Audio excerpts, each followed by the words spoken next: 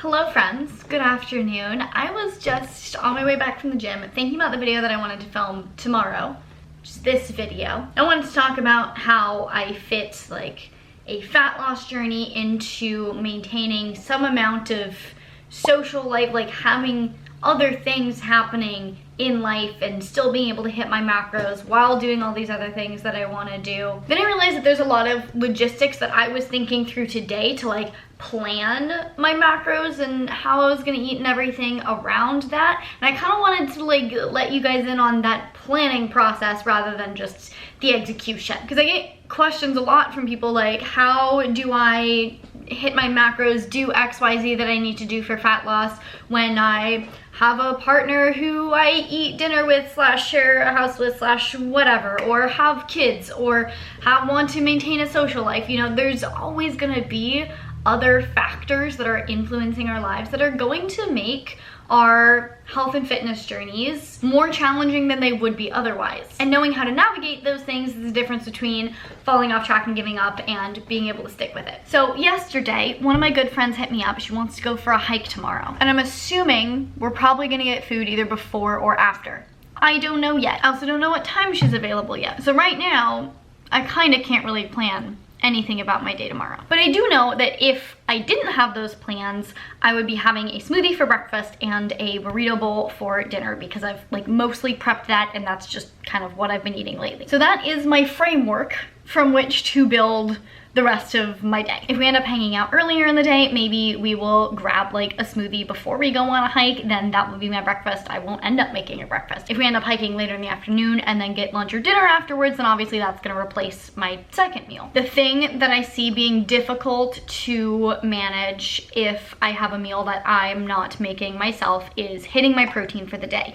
So something that I'm planning on doing is grabbing my deli turkey that is in my fridge and either bringing it with if I want like a snack, or just like eating some deli turkey before I leave, just at some point, probably having some deli turkey tomorrow. And if I'm still struggling to get protein in after that, I may have a protein shake. But ideally, you guys know I try to get my protein through Whole Foods if possible. But if I need a supplement, that's fine. It's like the ideal time to incorporate a protein powder. I also need to make sure I get in my workout tomorrow because I took 2 rest days at the very beginning of the week, so I have no more rest days. Gotta do my workout tomorrow. Thankfully, it's an upper body workout, so hiking won't conflict and like make my legs super tired or anything. So I'll obviously have to schedule that either sometime before or sometime after we hike. These are just the things that are going through my head as I try to plan out my day tomorrow. I will let you know how things go as they unfold and how I plan things around doing other fun things that I like that are not necessarily health and fitness.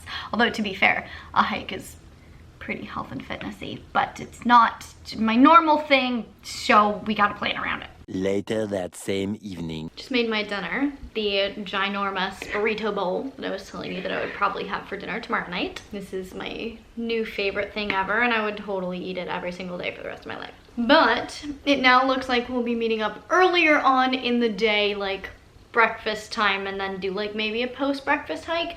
So what I'm gonna suggest is I'm gonna do a little look-see on Yelp, find a place that's going to have like a high protein breakfast, something that is going to get me close to like where I want to be with my macros for my first meal, and then suggest that to her. All right, plans for tomorrow are set. I had a little scroll through Yelp. I found a place that has a delicious chocolate protein smoothie. Are we surprised that's what I looked for? No, that's like all I've had for breakfast for the last 3 months. So I haven't done this yet because it's late and I want to go to bed. But what I'm gonna do tomorrow morning probably is log like approximately what the smoothie is. Obviously I don't know what the macros are. I mean, I could Google the place, but I don't think they have the nutrition information. So I'm just gonna approximate based on the average serving size of each ingredient. I'll log that, I'll log what I have planned for dinner, and then I'll just kind of fiddle around, tweak, see what I need to add, see if I need to have any snacks throughout the day, and just kind of go from there. But like I said, I want to go to bed for now, so I'm having a little bit of my Ned's Mellow Magnesium to get my body into a good restful state. Speaking of sleep, you guys know how important sleep is to me. I can never shut up about it, and I think it's been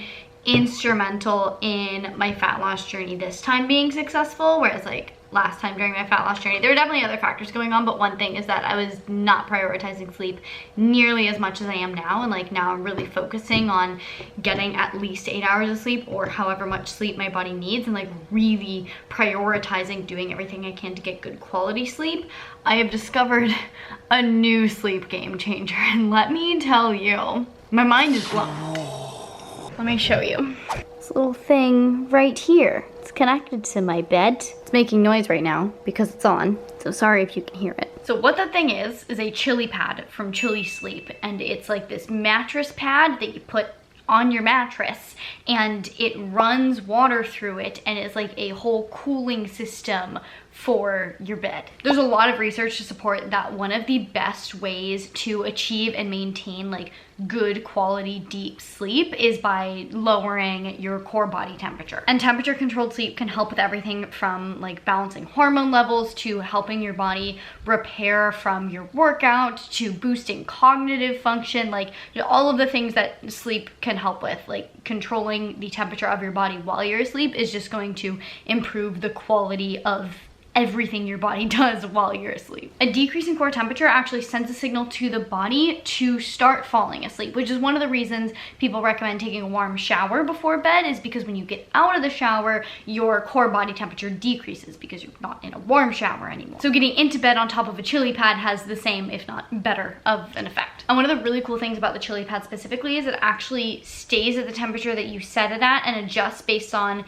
how your body temperature changes. So if you start getting warmer during the night, it will cool down to like keep you at the same temperature, and if you start getting cold, it will warm up. Throughout my whole journey in trying so many different sleep hacks and tricks and supplements and things, I found a lot of really good quality things that can help me fall asleep faster and can help boost the quality of my sleep so that, you know, I have enough energy the next day, and even if I don't get, you know, as much sleep as I would like to, I can still function because the quality is still high.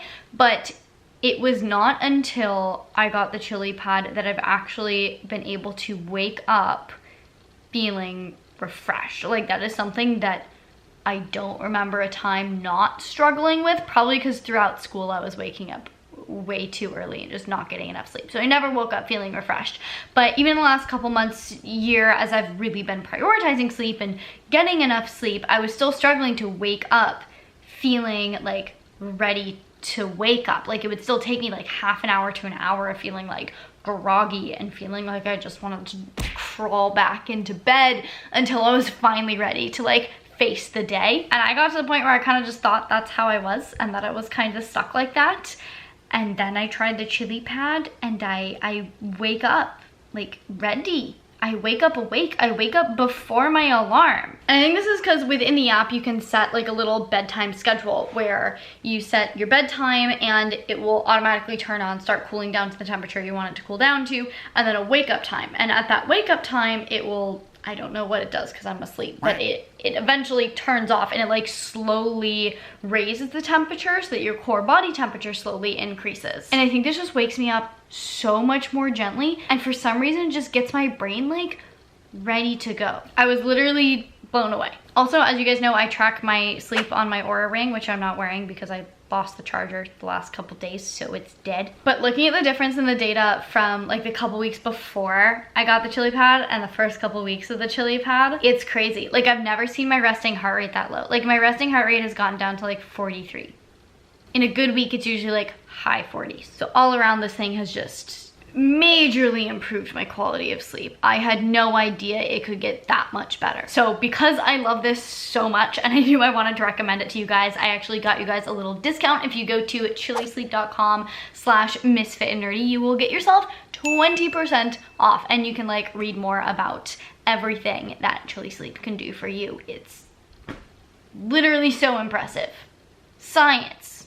It's cool. I'll leave a link to that down in the description box below, but yeah, it's chilisleep.com/MissFitAndNerdy. Check it out. Highly recommend.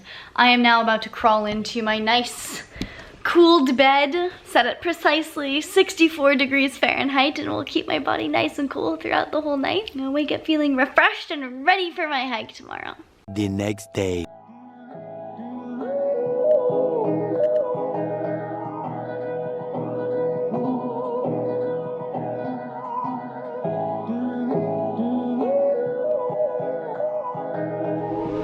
So I got my smoothie, looked up the ingredients, logged them in MyFitnessPal, and then it had a pretty good balance of carbs, fats, and protein. So I just decided to throw in the dinner that I was planning on having, another giant burrito bowl, just to see where that would put me with my macros. And it actually gets me really close to where I want to be. I could probably have like 10 more grams of protein, that'd probably be good. 35 grams short on carbs, and then like 10 grams short on fat. And so that gives me a lot of really good wiggle room, because I'm probably gonna go get a coffee as well. And then I might have another snack before I hit the gym today, but that just means I can take a little bit out of my burrito bowl, which is why I love burrito bowls, is because they're so flexible with macros. And when you build that flexibility into your diet, it makes it a lot easier to go do things like this and get a random smoothie where I didn't really know what the macros were gonna be. I don't really know what the rest of my day has in store for me, but I'm pretty darn confident that because my planned dinner is so flexible, I'm gonna be able to hit my macros kinda no matter what. So I did end up getting a little mocha. This is definitely gonna add some carbs and probably some fat. Not gonna worry about logging it right now because we're about to go on a hike. Oh, there's a dragonfly. It's pretty. So I'll just toss this in MyFitnessPal later and then fiddle around with my dinner and make everything fit.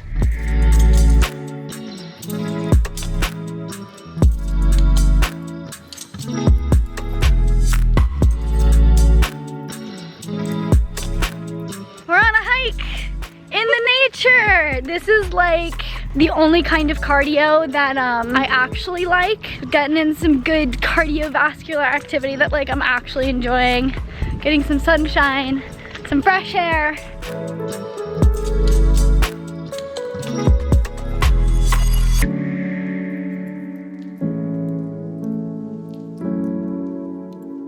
That ended up being a great hike. I ran some errands and now I am home. I'm gonna go to the gym, but I'm gonna do a quick little macro check because it's actually decently late-ish. Like I'd like to eat dinner in like 3 hours maybe. So if I'm gonna fill in my macros, now is the time to do so. I'm just gonna do a quick little evaluation on where I'm at. I just added in the mocha. Oh, I forgot to add in mocha syrup. Oh, that's helpful because I needed more carbs anyway. So I'm actually really close to where my macros need to be if I eat the full dinner that I was planning on eating anyway. I don't know how it worked out this well, but basically I should have like 5 to 10 more grams of protein, 20 grams of carbs, and I'm set on the fat. So I think that means I should have like 1 or 2 slices of deli turkey right now, have a kombucha with dinner or like just after dinner and be done with it. That's super simple, which means this is maybe a little bit less helpful than it was going to be if my macros had been way off. So just to walk you guys through what I would have done if this hadn't worked out so well. These are the ingredients for the burrito bowl. So we have the chicken, we have romaine and kale, black beans, some rice, some more beans, salsa. What does that say? Oh my god, I already have kombucha in here. I copied everything from yesterday. So I am going to need to add a couple grams of carbs, not in the form of kombucha. I could literally eat like a marshmallow for dessert. Like I'm not worried about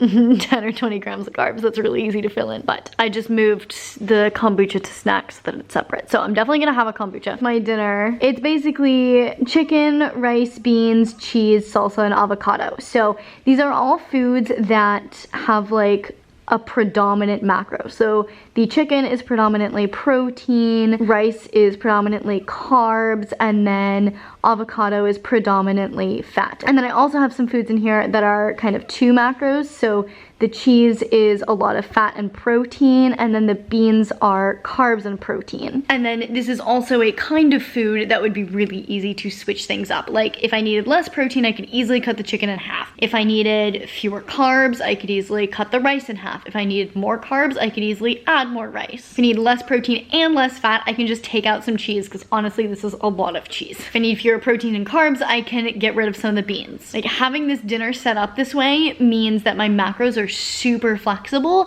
and I'm gonna eat a delicious meal because it's a burrito bowl. Like how could it not be yummy? So 1.5 ounces of turkey is 10 grams of protein. So I'm just gonna go grab 1.5 ounces of turkey, have that as a little pre-gym snack. I'll worry about the carbs later. Honestly, I might just make a thing of tea with honey.